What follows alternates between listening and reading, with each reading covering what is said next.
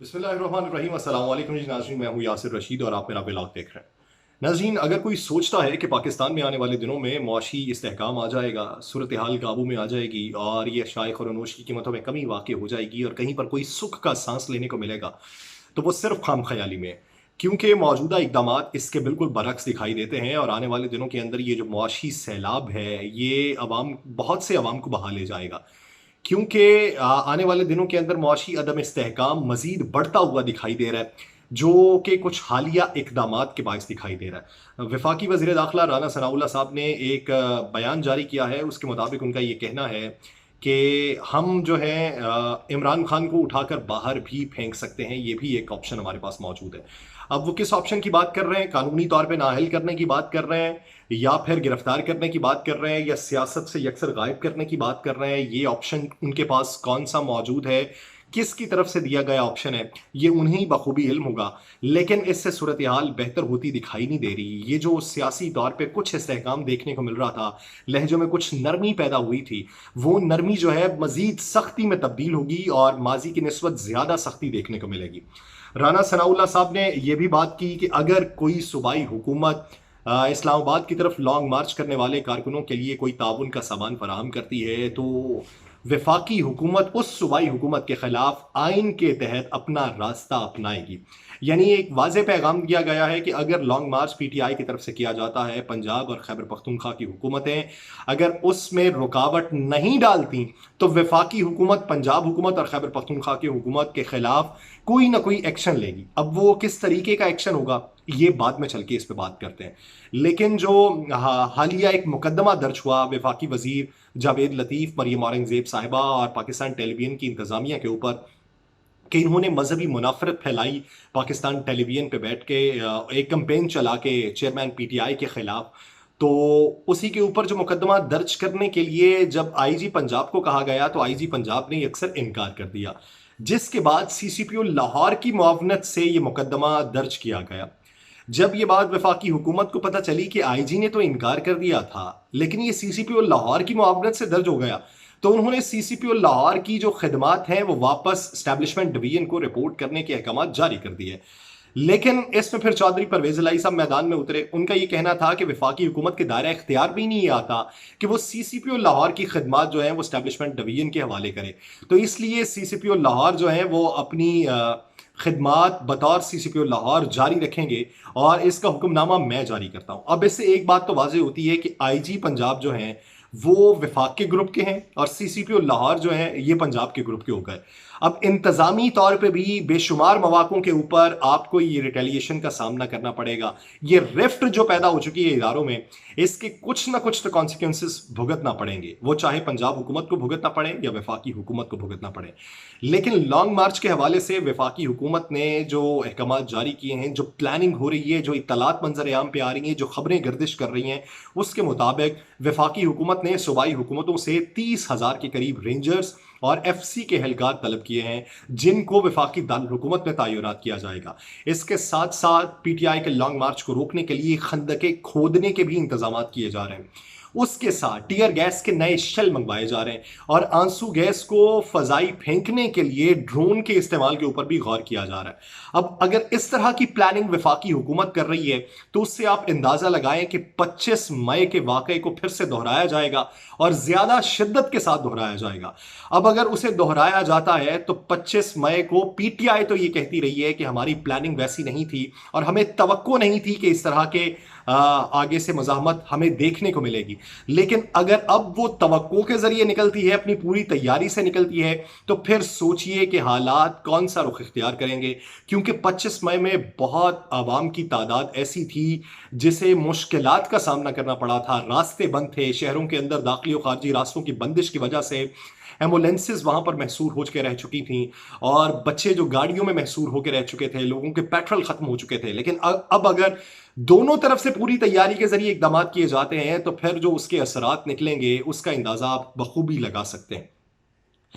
आप ये देखिए कि वफाकी हुकूमत इस वक्त सोच विचार क्या कर रही है। अगर हम कुछ दिन पहले चले जाएं, पाकिस्तान तहरीक इंसाफ के कुछ रहनुमाओं के बयानात सुने और पीडीएम के रहनुमाओं के बयानात सुने, तो हमें उससे ये चीज़ वाज़ेह दिखाई देती थी कि एक मुलाकात ने कहीं ना कहीं पर नरमी का उनसर जरूर पैदा किया है और यही हालात को बेहतरी की तरफ लेके जाएगा।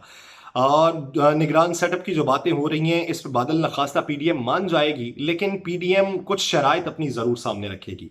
लेकिन फिर आसिफ अली जरदारी साहब, मौलाना फजलुर रहमान साहब इस बात पर मुत्तफिक थे कि हमें आईनी तौर पे अपनी मुद्दत पूरी करनी चाहिए। फिर मियां मोहम्मद शहबाज शरीफ साहब जब लंदन गए तो उन्होंने मियां नवाज शरीफ साहब से मुलाकात की, तो उस मुलाकात में भी इसी बात के ऊपर इतफाक किया गया कि हर सूरत के अंदर वफाकी हुकूमत जो है वो अपनी आईनी मुद्दत पूरी करेगी। उसके लिए रिटेलिएशन के तौर पर हमें कोई भी हिकमत अमली अपनाना पड़े तो हम अपनाएंगे। फिर मुतफिका तौर पर इस बात पर इतफाक हुआ कि हम वही हिकमत अमली अपनाएंगे जो पाकिस्तान तहरीक इंसाफ ने अपनाई थी, या वही हिकमत अमली जो हम आज से 1.5 साल पहले पीडीएम के जलसों के प्लेटफॉर्म से अपनाया करते थे। यानी हम उसी तरीके के बयानात देंगे जिस तरीके से हमें यह लगता है कि अवामी मकबूलियत हासिल हो सकती है। हम अगर इदारों के ऊपर तनकीद करें, हम अगर अपना वैसे ही प्रेशर बनाना चाहें जिस तरह पाकिस्तान तहरीक इंसाफ ने बनाया था, तो कहीं ना कहीं पर हमें कोई ना कोई मार्जिन जरूर दिखाई देगा, और वो मार्जिन जो है वो हमारे अवामी मकबूलियत जो खोई हुई है उसे वापस लाने में किरदार भी अदा कर सकता है। अब इसी के पेश नज़र बयानात अब आना शुरू हुए हैं। पाकिस्तान तहरीक इंसाफ, जिसे ये लगता था कि किसी न किसी सूरत में अब निगरान सेटअप आने वाला है, और पीडीएम, जिसे ये लगता था कि हम एक ऐसे जाल में फंसे हैं जिस जाल ने हमें अवामी दूरी का सामना करवाया है, और जिस जाल ने हमसे ऐसे फैसले करवाए हैं कि जिसने हमारी सियासी साख को मुतासर किया है, अब वही जो है वो इस सोच विचार में है कि नहीं, हमारी एक अलग से हिकमत अमली है माजरत चाहता हूं, हमारी एक अलग से हिकमत अमली है जिसको अपनाते हुए हम वो रास्ता निकाल सकते हैं जो रास्ता पाकिस्तान तहरीक इंसाफ ने निकालने की कोशिश की थी। अब वो इसी पैटर्न के तहत आगे बढ़ना चाहते हैं। एक तो पाकिस्तान के अंदर वो ऐसा दबाव बढ़ाना चाहते हैं कि जिससे ये तासुर मिले कि पीडीएम हिलने वाली नहीं है, और ना आप इसे इन लॉन्ग मार्चेस से या इस तरह की मुलाकातों से हिला सकते हैं। दूसरा, बैनुल अक़वामी सतह के ऊपर अपनी लॉबिंग को मजबूत करने की बातचीत की गई। आपने मुख्तलिफ मनाजिर के अंदर देखा होगा कि मियां मोहम्मद शहबाज शरीफ जब लंदन में मलका बरतानिया एलिज़ाबेथ की आखिरी रसूमात में शिरकत के लिए पहुंचे तो उन्होंने मुख्तलिफ रहनुमाओं से मुलाकातें की हैं, और बहुत से रहनुमाओं को दौरा पाकिस्तान की दावत भी दी है। बहुत से रहनुमाओं के साथ इज़हार तशक्कुर भी किया है कि पाकिस्तान के अंदर जो सैलाब है, उस सैलाब से जो मुतासरा इलाके हैं, आपने उनके लिए इमदाद का ऐलान किया है, तो हम आपके मशकूर हैं, लेकिन आपको पाकिस्तान का दौरा भी करना चाहिए। हमारी जो तजारत है उसमें भी मज़ीद इजाफा होगा और हम नए मुआहदे भी कर सकते हैं। हमारी हुकूमत जो है ये पाकिस्तान के तमाम सियासी जमातों के मजमूए की हुकूमत है। तो हम जो फैसला कर सकते हैं ये कोई और हुकूमत नहीं कर सकती, क्योंकि इसमें तमाम के तमाम स्टेक होल्डर्स मौजूद हैं। वो एक ऐसा नैरेटिव बना रहे हैं। अब इसी नैरेटिव को लेकर उन्होंने फ्रांस के सदर इमानुएल मैक्रोन से भी मुलाकात की। सोशल मीडिया के ऊपर तनकीद का बहुत निशाना बनाया जा रहा है अवाम की तरफ से इस मुलाकात पे। अब वो मुलाकात का एलामिया जो जारी हुआ है उसके मुताबिक ये है कि खुशगवार माहौल में ये मुलाकात हुई है, और सदर फ्रांस को दौरे पाकिस्तान की दावत भी दी गई है, और पाकिस्तान में तजारती ताल्लुकात मज़ीद बढ़ाने के हवाले से भी बातचीत की गई है। और इमानुएल मैक्रोन की जानिब से जो पाकिस्तान के मुतासरा इलाके हैं उनकी इमदाद के हवाले से ऐलान भी किया गया है कि इमदाद हमने की भी है और बहाली के लिए मज़ीद भी करेंगे। अब इसी तरीके से लॉबिंग वो मज़ीद बढ़ा रहे हैं। रशिया के दौरे के ऊपर भी शहबाज शरीफ साहब ने इसी तरीके से बात को आगे बढ़ाया था। अब ये एक इजराइल के दौरे के हवाले से एक खुफिया वफ्द की जो बातचीत चल रही है ये भी उसी प्लानिंग का एक हिस्सा हो सकती है जिसकी अभी तक तरदीद वफाकी हुकूमत ने नहीं की। अब वो जो मुलाकात हुई है इजराइल के अंदर, एक साबिक वजीर हैं आपके, एक पाकिस्तान टेलीविजन के पहले एंकर थे जिनकी ये खबर फैली थी, उस एंकर को हटा दिया गया। अब एक नए दौरे के अंदर जो बात हो रही है वो जर्नलिस्ट कराची के हैं उनकी हो रही है। ये समझ नहीं आती कि ये जो दौरे हो रहे हैं इनमें जर्नलिस्ट के किरदार को क्यों इतना उजागर किया जा रहा है। बुनियादी तौर पे वो मुलाकात में कौन सा ऐसा उनसर पैदा कर सकते हैं कि जिससे रवाबित मजीद आगे बढ़े, लेकिन इसकी तरदीद वफाकी हुकूमत को करनी चाहिए। दौरा कतर के मौके पर भी जब एक जहाज़ जो है इजराइल का वो पाकिस्तान के जहाज़ के बराबर खड़ा रहा, वज़ीर आज़म के जहाज़ के 9 घंटे, उसके ऊपर भी बहुत सी खबरें आई जिसकी तरदीद नहीं आई। अब इंटरनेशनल लॉबिंग भी इसी को मद्देनज़र रखते हुए की जा रही है। तो एक मुलाकात जो मियां मोहम्मद शहबाज शरीफ साहब ने मियां नवाज शरीफ साहब से की, उसमें पहले ख्वाजा आसिफ ने पाकिस्तान में प्रेस कॉन्फ्रेंस में ये बात की कि उस मुलाकात के अंदर तयनाती या तकर्री के हवाले से या एक्सटेंशन देने के हवाले से कोई बातचीत नहीं की जाएगी, ये सियासी हिकमत अमली पे बातचीत की जाएगी। लेकिन बाद में खबरें ये गर्दिश हुई कि उसी के अंदर इस बात पे भी इतफाक किया गया कि ये जो तयनाती नहीं होनी है ये नवंबर के महीने में ही होनी चाहिए।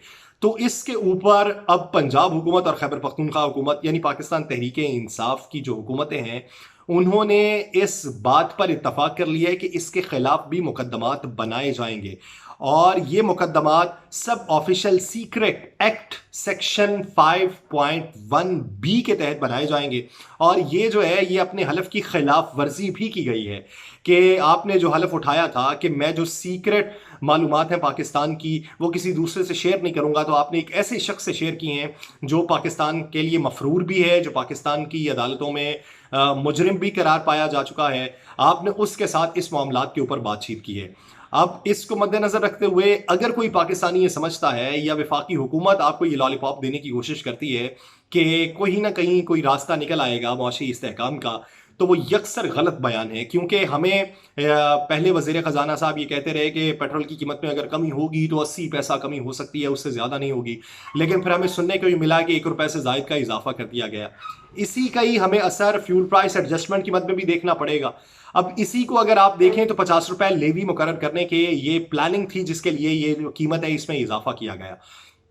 अब आटा नायाब हो चुका है, ना पंजाब में आपको मिलता है सही तरीके से, ना सिंध के अंदर मिलता है। खैबर पख्तूनख्वा में भी कुछ ऐसी सूरत हाल का सामना है। आटे की 20 किलो थैले की कीमत जो है वो कहाँ तक पहुंच चुकी है, होशरुबा कीमतें बढ़ चुकी हैं।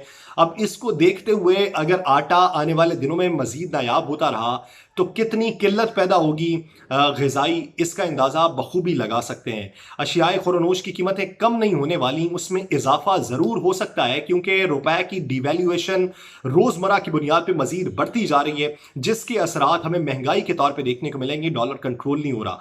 अब वफाकी हुकूमत ने जो तवील मुद्दती बैठने का मंसूबा बनाया है कि हम अपनी आईनी मुद्दत पूरी करेंगे, तो इससे साफ तासुर ये आता है कि हालिया इकदाम के तहत 3 से 4 महीने इनका रिलीफ देने का कोई प्रोग्राम नहीं है। इनका अगर प्रोग्राम बनेगा तो 4 महीने के बाद का बनेगा, और अगर बाद का बनेगा तो उससे रिलीफ आते आते कितना अरसा लगेगा, ये इलेक्शन के करीब जाके रिलीफ देंगे।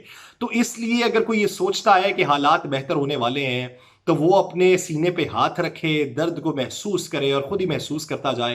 हुक्मरान इस दर्द को महसूस नहीं करने वाले, क्योंकि हुक्मरानों के जो इस वक्त तेवर दिखाई देते हैं वो सियासी कशीदगी में मजीद इजाफे का बायस बनते दिखाई देते हैं। याद रखिए कि अगर 25 मई को दोबारा दोहराया गया तो किस हद तक सियासी कशीदगी आगे बढ़ेगी और किस हद तक मुआशी अदम इस्तेहकाम का सामना करना पड़ेगा, इसका अभी अंदाज़ा ना आप लगा सकते हैं ना मैं लगा सकता हूँ। तो इसलिए हम दुआ करते हैं कि पाकिस्तान ऐसी किसी भी खाना जंगी से महफूज रहे। मुझे दीजिए इजाज़त। अल्लाह ने के बाद।